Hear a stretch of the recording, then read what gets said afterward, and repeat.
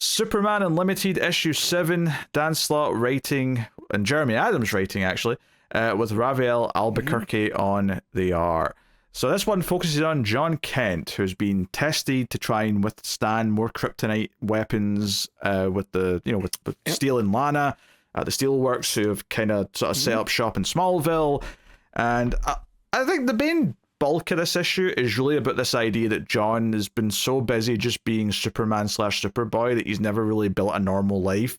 And his mom basically says, hey, I have opened up a Smallville branch of the Daily Planet, and I really appreciated that this was just like a little, storefront in this main street of Smallville. It's not some big building, it's not a skyscraper, it's just a little office that you would get in a small town, and you're going to run it, John. You're going to go look for stories, and you're going to do this.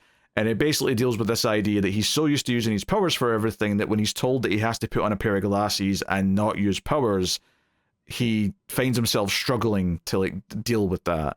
Because he's never had a chance to be just a normal kid, So I do like that's what because it says that the plot's by Slott, but the writer is Adams. So I feel that's what Adams really took the hook of.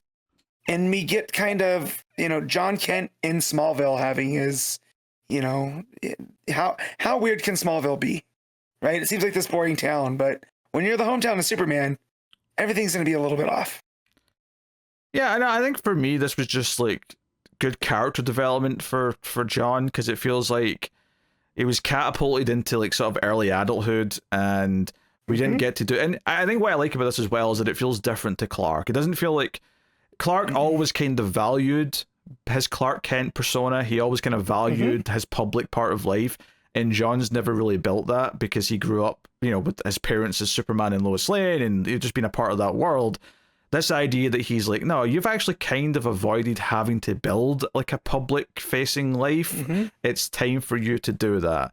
So, and obviously some jokes come out of this where when he shows up with the glasses and Steele's those glasses aren't going to fool anyone, and Lana starts giggling, oh, you've got no idea. And then the scientist who's got a crush on John, who's introduced earlier in the issue, comes out. Yeah, on Superboy or Superman, John, not this version.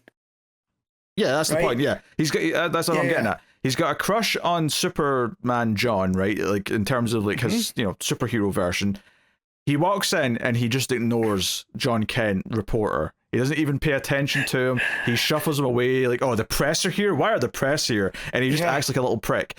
And Steele's just in the background going, wait, how did that work? And Lana's just oh, welcome to my high school life. That's kind of funny. It's just poking fun at the tropes, but it's also kind of establishing that John's going through some of this stuff now as well. And that's good. Honestly, all the character stuff I really liked. The only thing I didn't really like about this issue is I thought the last chunk of it felt very rushed, because it felt like they seeded some things throughout the issue about a missing cow and some other things, but when it got to the end and it turned out to be mole men and a giant mole robot mech, I was oh, I guess this is what we're doing to end the issue. I feel like it could have been easily 2 issues where we get the reveal about the mole men, and then John investigating the mole men in the next one, and kind of spread it out, and then I would have had a better, I felt like it would have been paced better. And I don't even think it's because, I do think it's rushed in terms of the action, but I don't even think that's the part of the rushing that bothers me more.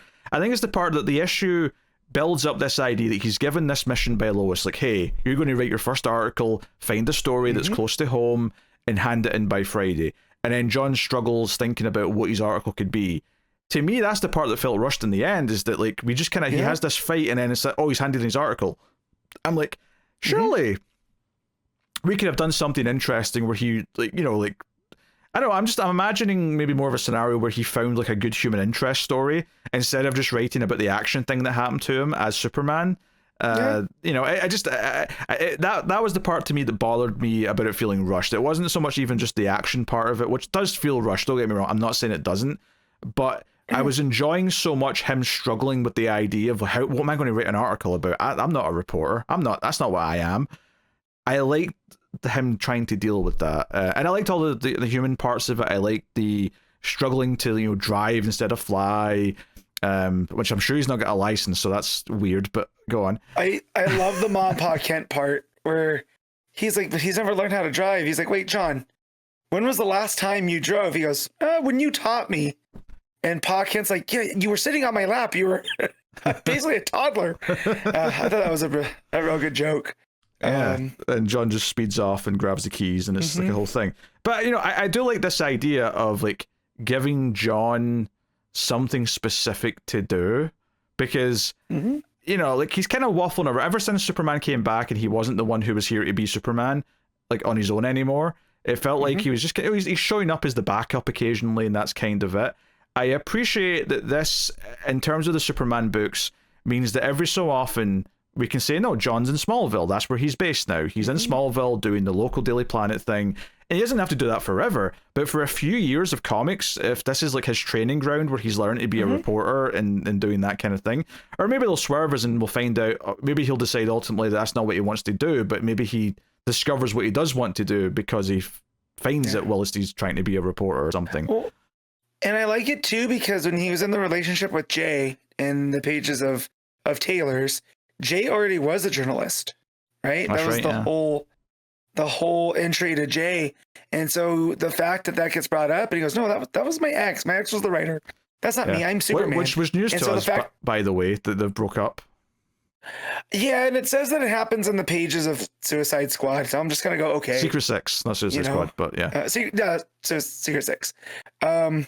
So yeah, I'm just like, yeah, okay. Sure, yeah, whatever. At this point, we'll go with it. but there are some parts early on, because when they're testing the kryptonite missiles at the beginning, he gets distracted because one of the bystanders in the simulation looks like Jay. You know, so again, a bit of development there as well.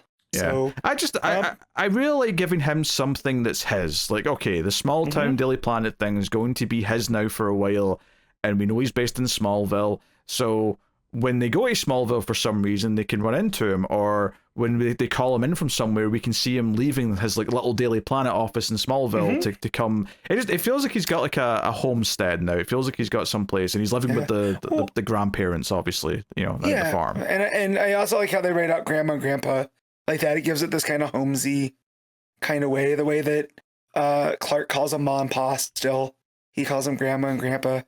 So, and then just the whole steelworks of it too, with Lana and John Henry there. I also, they make a good supporting cast for, like, you know, what they're doing to help out the community.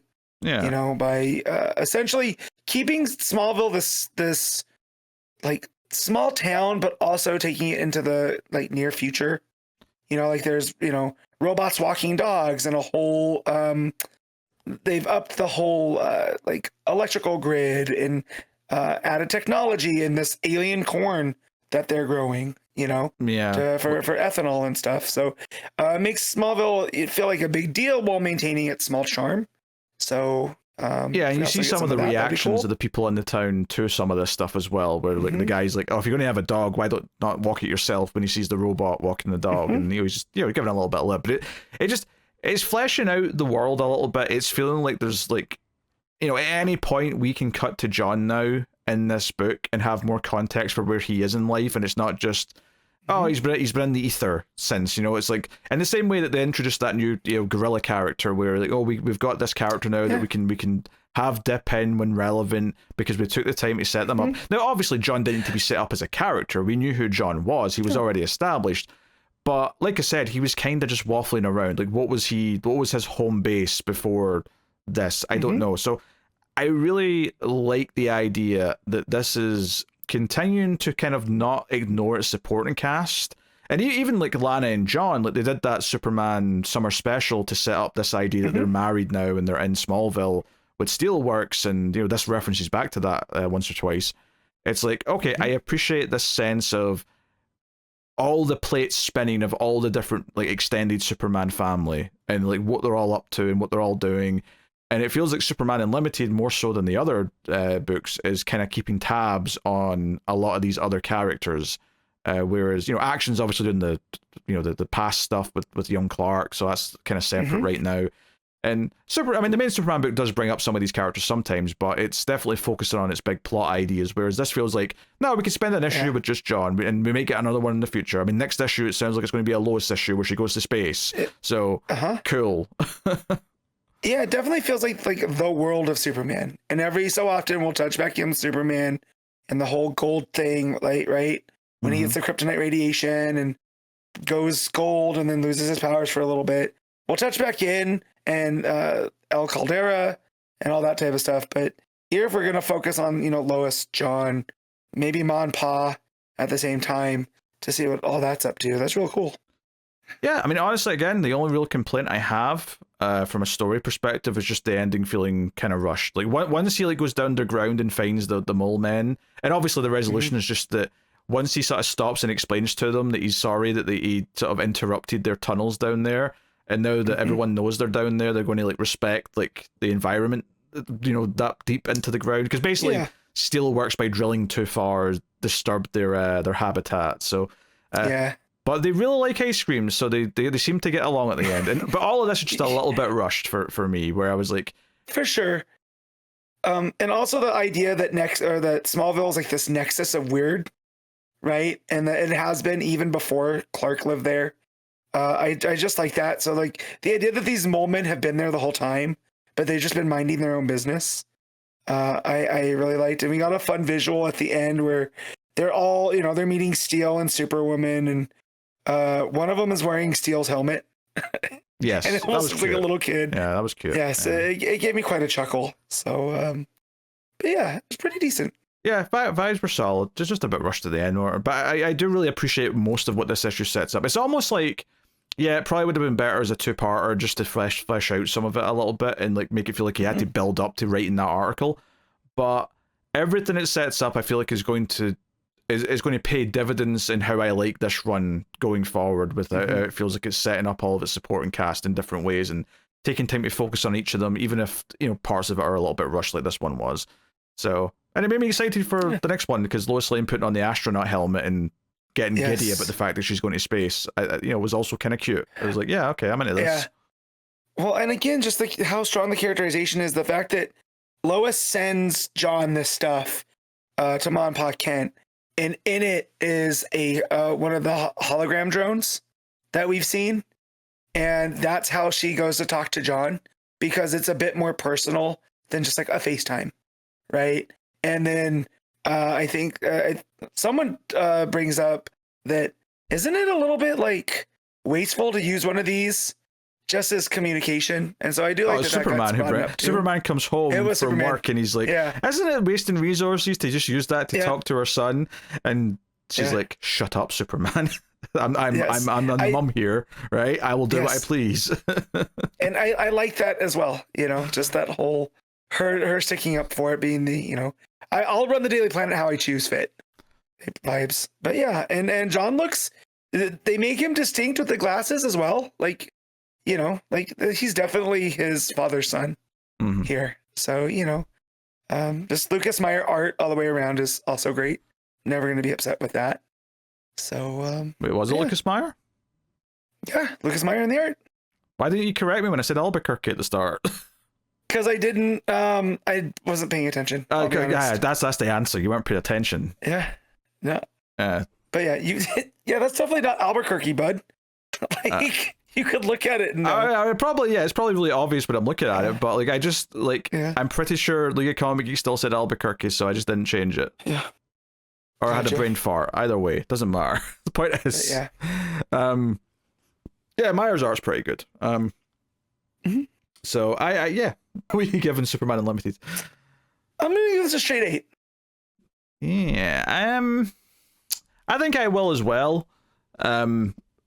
It probably would be higher if I didn't feel the ending stuff was rushed, but I do really like everything this is doing in terms of the long game, in terms of being a comic book run that feels like it's got a lot of moving parts and characters. I'm liking the world building and the attention to give John this focus, and it's probably the most thing I've liked about John story wise in a couple of years at this point. So I'm pleased with that.